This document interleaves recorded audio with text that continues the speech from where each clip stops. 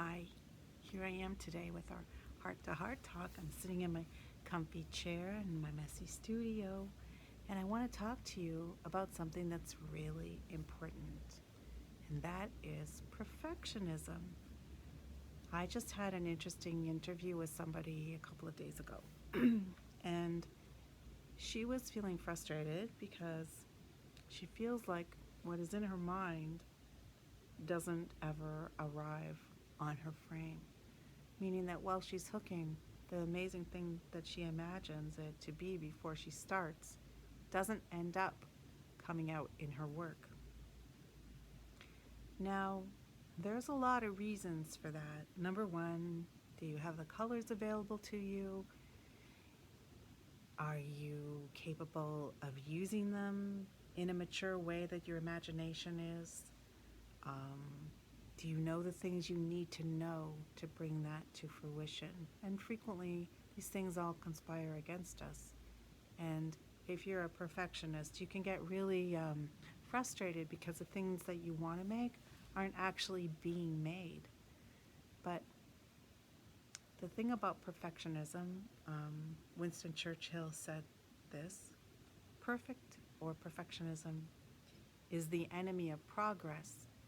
And everything that we learn has a progression. Like everybody starts kind of the same way. You're trying to pull up loops, trying to figure out how this all works together. You don't worry too much about color, you just use the ones you love. But then eventually you get to a point where you want to make something more, or you see that someone else can make something more, and you think, I want that for myself. But then you try to, and you can't, and you get frustrated because we don't fully understand that the thing we dream takes some skills that we don't have and that aren't readily available to achieve. But I don't say that to discourage you. I say that to encourage you, to give yourself the opportunity to let your brain learn. Picasso says, I am always doing that which I cannot do in order to learn how to do it. And whenever we're in that situation, of course, there's going to be things that don't turn out the way we want them to, or the way we think they should. But we need to understand we have to have progress. Trying to be perfect and having things turn out just the way we think they should without the things we need. We don't have it to begin with. We don't have the colors and we don't have the skill. Please excuse me.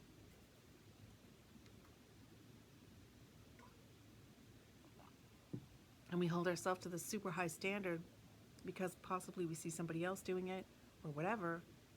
We just don't have what we need to do it, and we have to forgive ourselves because we have to do something to learn how to do it. Yeah, we have to just be like kids. Picasso also said that every act of creation is first an act of destruction. And this is part of going through the progress of making something better. And you know how I like the good, better, best situation. We start off doing as good as we can. That's very bad English, but we start off being and doing as good as we can. Then we learn better. We do better. Then we learn more better. And we do more better until we are doing our best. And that takes time.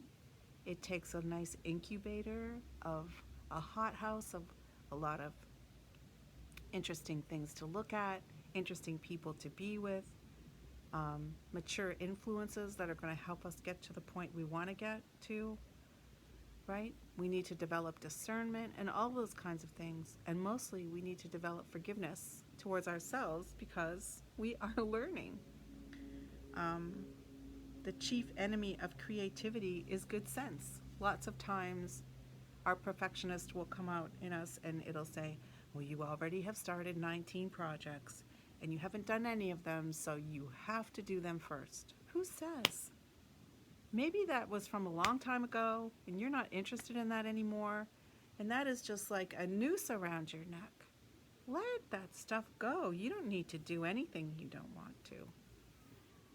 If you are struggling with something and you need help, seek help. Seek help from someone who is able to help you.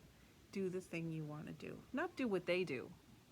Do what you want to do. That's what you need to look for. I always want to encourage people. I was just looking at my notes to make sure I touched on everything. I always want to encourage people to not let perfectionism prevent them from completing whatever. So you make something and it doesn't look exactly like you thought it would. I don't know if you know this, but once we start making a rug, it sort of gets a life of its own. It's a little bit like having a child. Oh, yes, of course, we're holding the beautiful baby and we think, oh, you're going to be so amazing when you come out and you're going to be this. You're going to be everything I wasn't. You're going to be ideal. And we all know, if we have ever known anyone who has had children or had children ourselves, they come out and they do whatever they want. You know, they're not our puppets, and neither are our rugs. They have something to say. They get a life of their own. They behave in whatever way they need to. And we have to allow that. This is our creative spirit coming out without us recognizing it.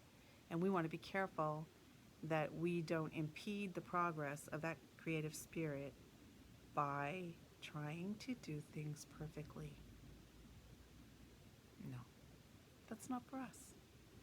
We want to be free of such shackles. Okay? So from my heart to yours, I want you to let it go. Just let it go. We don't need any perfect. We just need progress.